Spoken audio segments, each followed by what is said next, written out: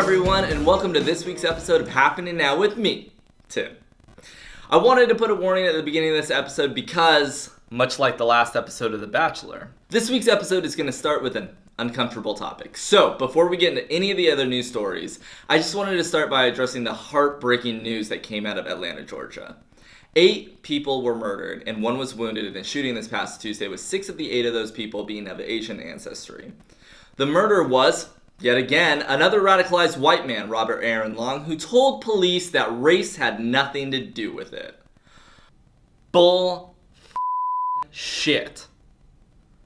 The very last person I'm gonna look to for the true motive of a murderer is the murderer.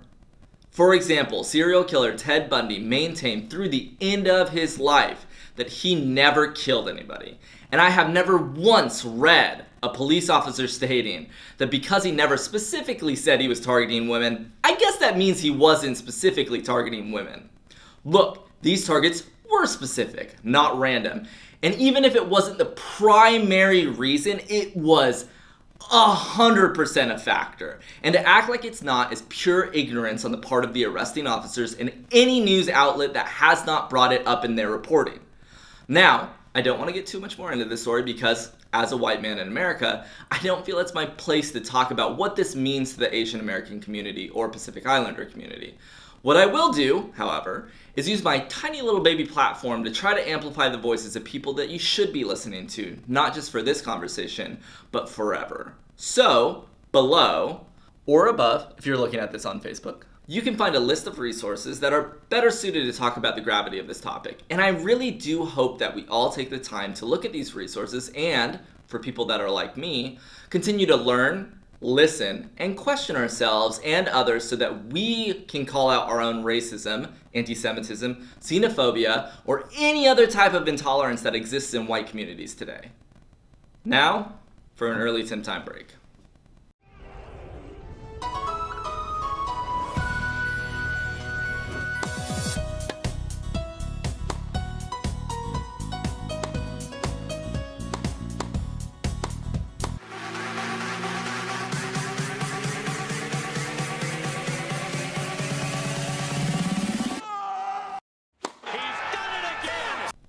Moving on. It was reported earlier this week that the Vatican decided it could not bless same-sex unions because God, quote, does not and cannot bless sin.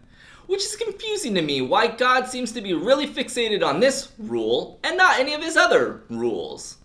To give you an idea of what I'm talking about, here's just a small list of a few things the Bible tells you you cannot do that the Vatican more than likely hasn't thought twice about because they abuse the main points of the Bible for their own bigotry. Ugh. So, according to the Bible, and these are 100% true, you cannot have rounded haircuts. That's in Leviticus chapter 19, verse 27. You cannot eat or even play with any part of the pig. So football players, all of you are not welcome to be blessed. That's in Leviticus chapter 11, verse 8. No wearing gold. You know, the thing you do towards the end of a wedding ceremony? That's in Timothy chapter 2, verse 9. And finally, no consumption of shellfish. Leviticus chapter 11, verse 10, just to name a few.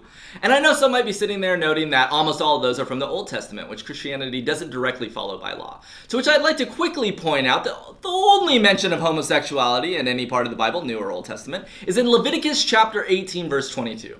So the Pope and his people have to admit that either they're using certain sections of the Bible to oppress people that make them feel uncomfortable, or they haven't read the full Bible and they really don't know much about their own religion. I'm going to let you choose. Quickly, for our last story of the day, we're going to talk about the Filibuster.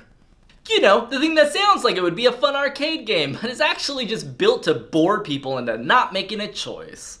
Now, there has been a lot of talk about ending the 60-vote filibuster in the Senate, and before I do a huge story on that, I just wanted to talk today about the history of the filibuster, how it's used, and what might happen if it's gone. So, according to an article written in History.com, the filibuster is actually a loophole created in the system. Basically, back then, the process of ending a debate on legislation was known as the previous question motion and was rarely used. So upon Senator Aaron Burr's recommendation, the Senate dropped the rule in 1806, leading to, quote, the loophole that permits a senator's right to speak endlessly on the Senate floor. And it has been used many times, some in good cases, as others as a way to obstruct an opposing party.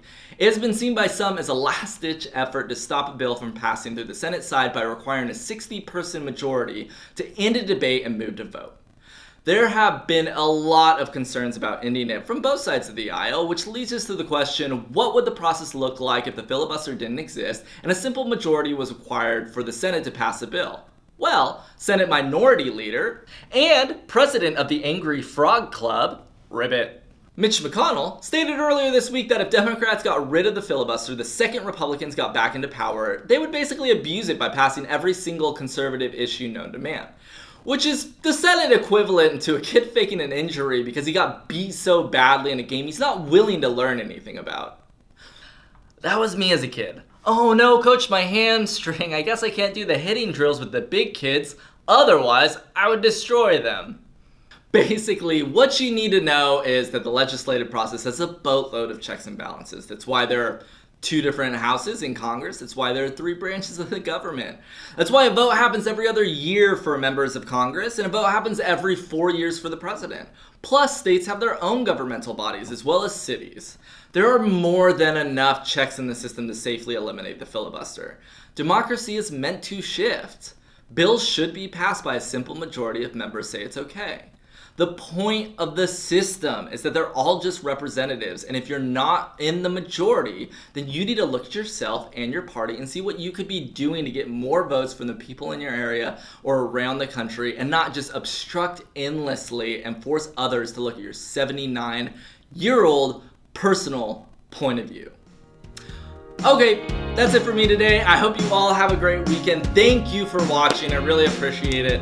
This one was a long one, but it was fun, and I hope to see you again next week. Bye!